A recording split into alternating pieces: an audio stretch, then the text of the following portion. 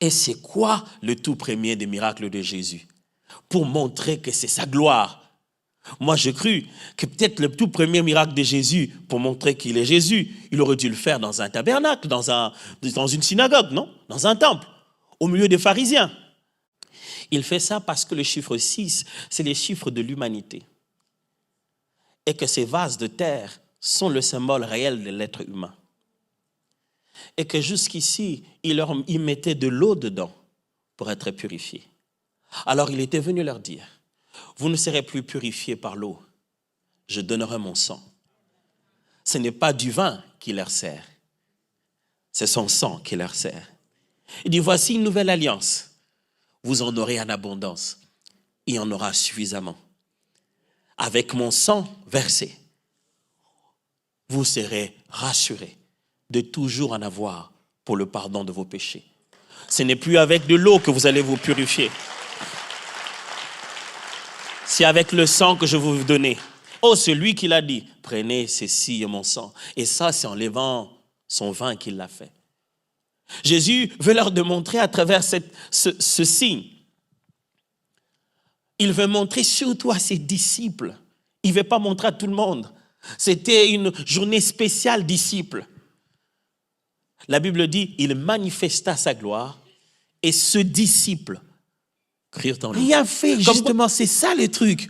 Comment? Il a juste commandé par sa parole. C'est ça la force de tous ces miracles. Je sauverai désormais l'humanité, rien que par la parole. Jésus n'a rien fait pour ces miracles. Il n'a fait que donner des instructions. Prenez ci, faites ça. Lui n'a rien fait. Il a juste lancé la formule. Mais il voulait que ce disciple, ceux qui doivent marcher avec lui, voient ce signe. Et la mère de Jésus, n'est-ce pas une merveilleuse bénédiction, qui, elle, est capable de reconnaître, même dans une phrase qui nous semble à nous comme étant une phrase qui dit, mais non. Pourtant, quand elle entend Jésus dire, mais qu'est-ce qu'il y a entre nous et ces gens? Elle dit, c'est le bon signe. N'est-ce pas que c'est merveilleux de vivre avec des gens comme ça?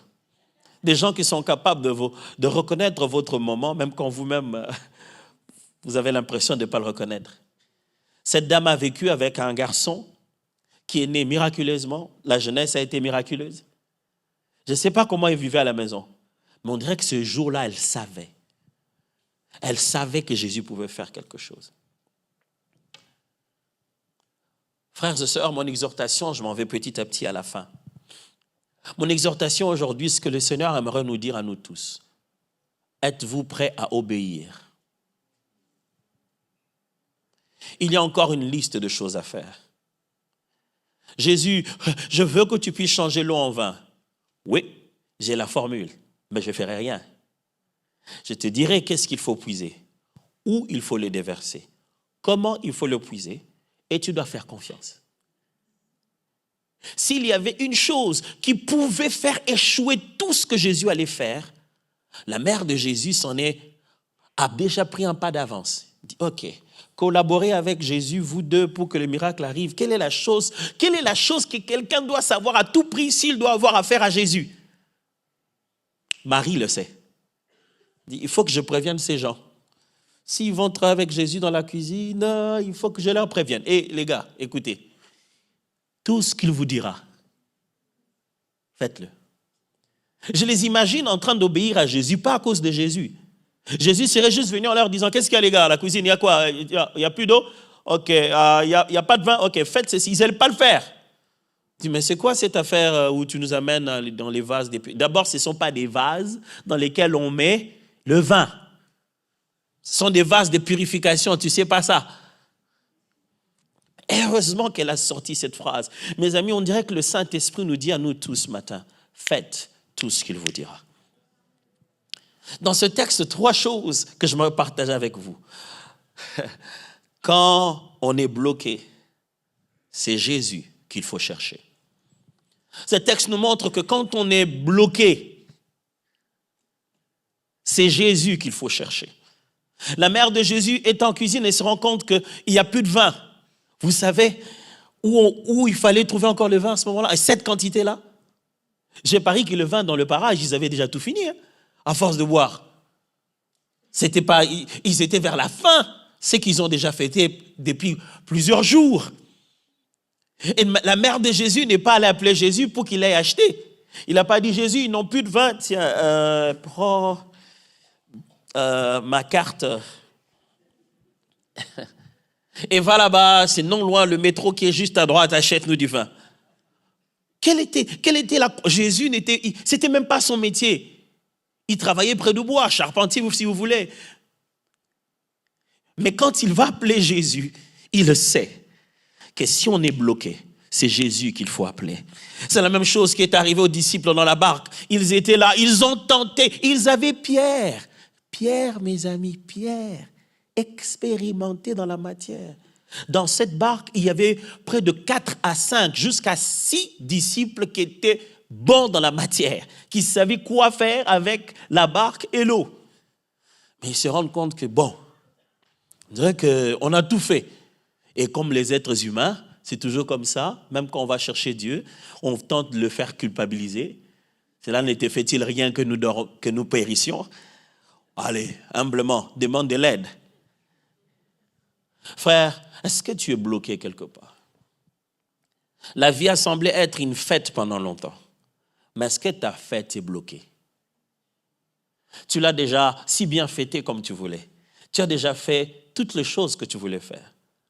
Mais est-ce que tu ne te rends pas compte que ça ne marche pas? Est-ce que tu ne te rends pas compte que c'est un cercle vicieux? Est-ce que tu ne te rends pas compte que ça ne donne pas le résultat? Tu as tout fait. Nous tous, on a l'impression que ça va. Mais tu sais que ça ne va pas.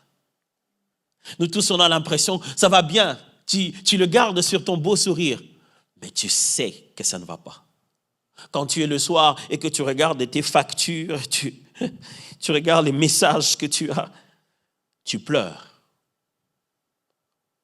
Voici la bonne nouvelle. Quand on est bloqué, c'est Jésus qu'il faut chercher. Même la mère de Jésus le sait.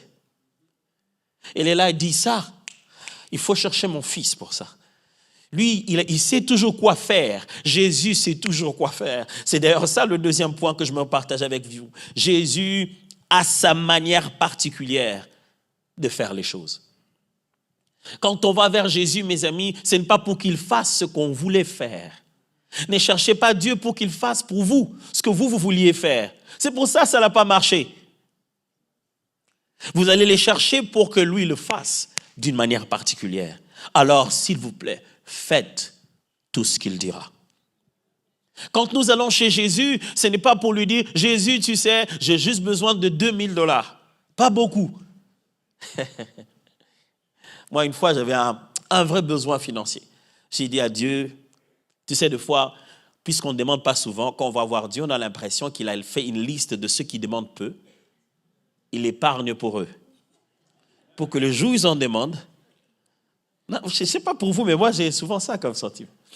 Je suis allé, j'ai dit, Seigneur, tu sais que je ne demande pas trop, je ne demande pas souvent.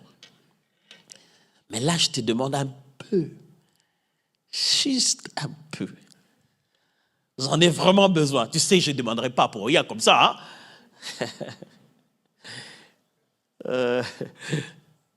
J'allais avec ces sentiments où Dieu me le devait, quoi. Seigneur, pour toutes les fois de ma vie où je t'ai demandé ni or, ni argent. Là, j'en ai juste besoin un peu, juste un peu.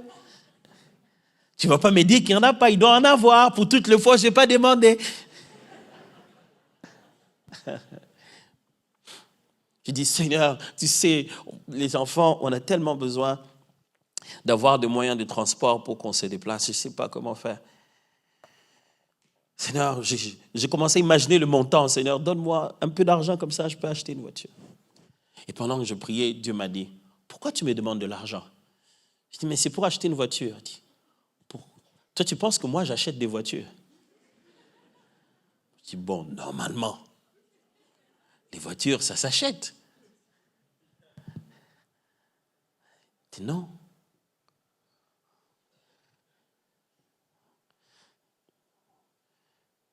Les voitures, ça ne s'achète pas comme tu penses là.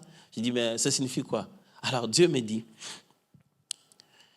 pourquoi tu penses qu'il faut que je te donne plus d'argent pour acheter la voiture que tu veux? tu sais, je peux aussi te prendre la voiture que tu veux et te le faire acheter avec ce que tu as. J'étais genre, réexplique-moi ça.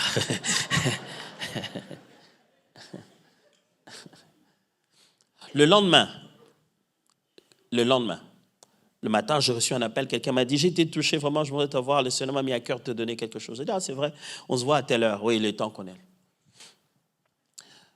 On est allé chercher des choses avec ma femme, trouver un endroit où on voulait que les enfants apprennent à nager. Et j'ai complètement perdu de vue. La personne m'a encore appelé. Il me dit, mais là, je suis au bureau. Oh oui, j'arrive. J'arrive, il était là en larmes, il pleurait, il m'a dit, vraiment, le Seigneur m'a touché, tout ça là, vraiment. Il voulait que je vienne te donner un véhicule. J'ai dit, ok.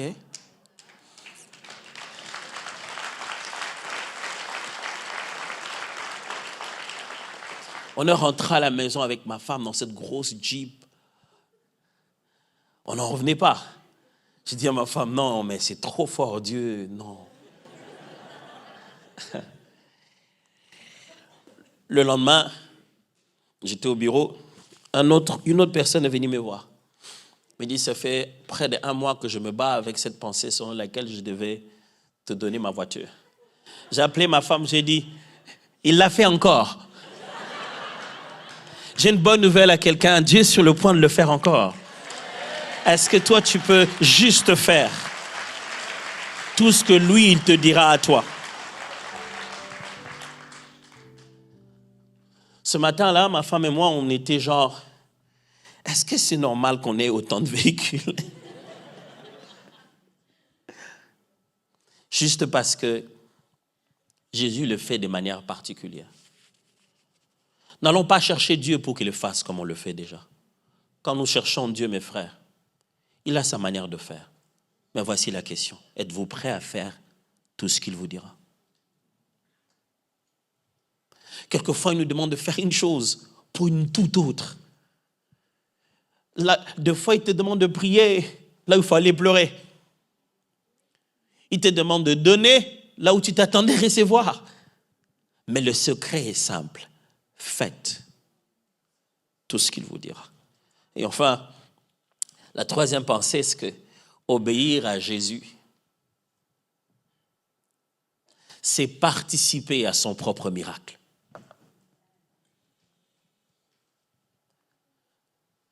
Jésus est sur le point de faire un miracle, mais il veut faire participer les gens. Il dit, ok, on va faire un miracle là, ok. Bon, remplissez ça. Qui va remplir? Vous savez, aujourd'hui, les gens sont prêts à se lever parce qu'il y a un tour de passe-passe et d'illusion. L'illusionniste demande, je veux un candidat. Les gens, sans savoir dans quoi ils se mêlent, ils se lèvent vite. Mais quand Dieu nous parle, il dit, j'ai besoin d'un peu de ton attention pour ta propre vie. On résiste. On résiste grave. Et on demande à Dieu de faire tellement d'efforts. On dit, Seigneur, si c'est vraiment toi,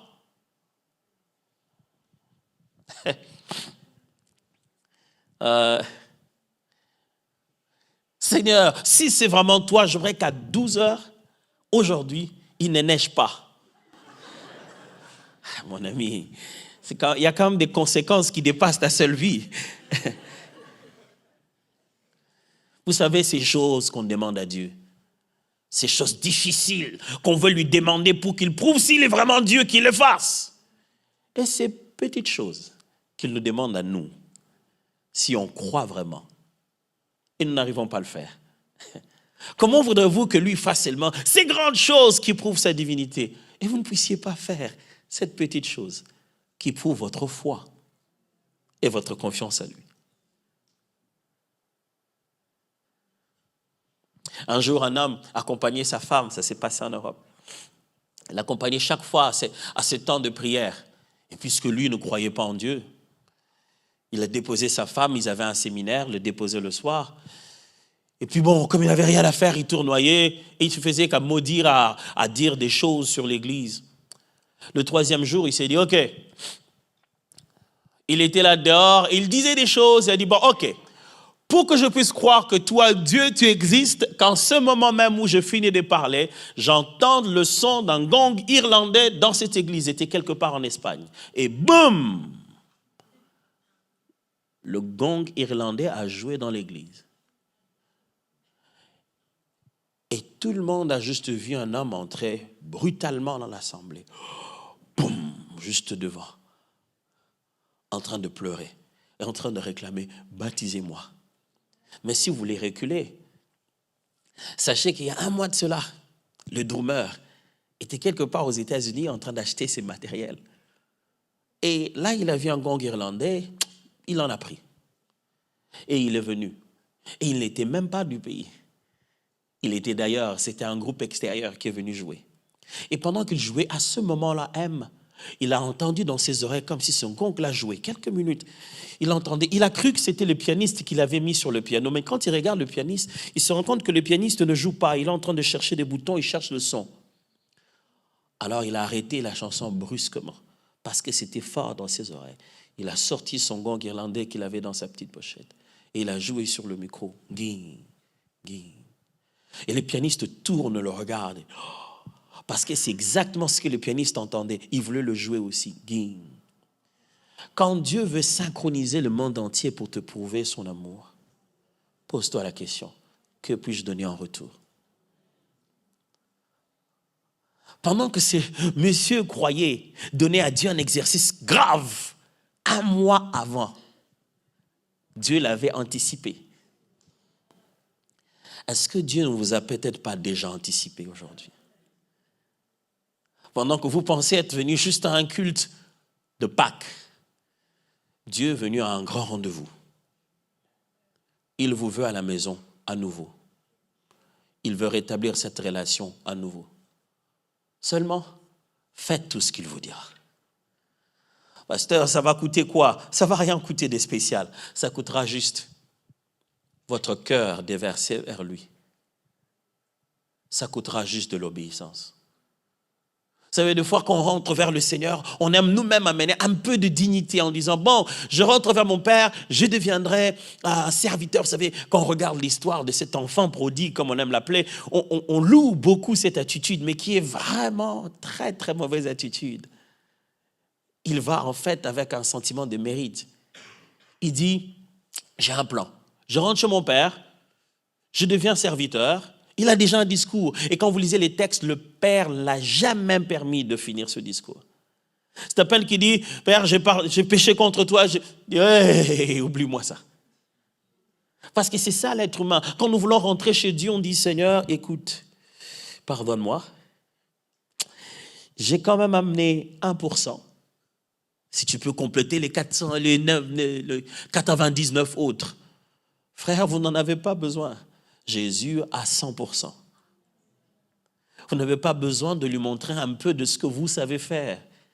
Vous n'avez pas besoin de lui montrer que, Seigneur, je me suis quand même débrouillé par moi-même. Non, justement, quand on se débrouille par soi-même, ça ne marche pas. Il faut que quelqu'un nous aide.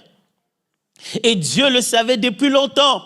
Il faut que quelqu'un nous aide. Et il savait que chaque jour qui va avancer va rendre de plus en plus ce monde bizarre, difficile et très difficile à vivre. Il faut qu'une seule personne nous aide tous simultanément.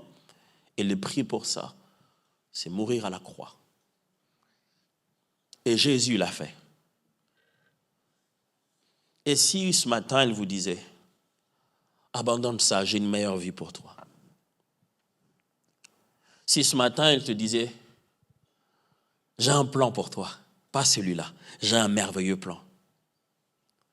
Si ce matin, il te disait, tant que tu vis, il y a de l'espoir pour toi. Si ce matin, il te disait, rentre vers moi, tu es allé trop loin. Est-ce que tu ferais ce qu'il te demanderait?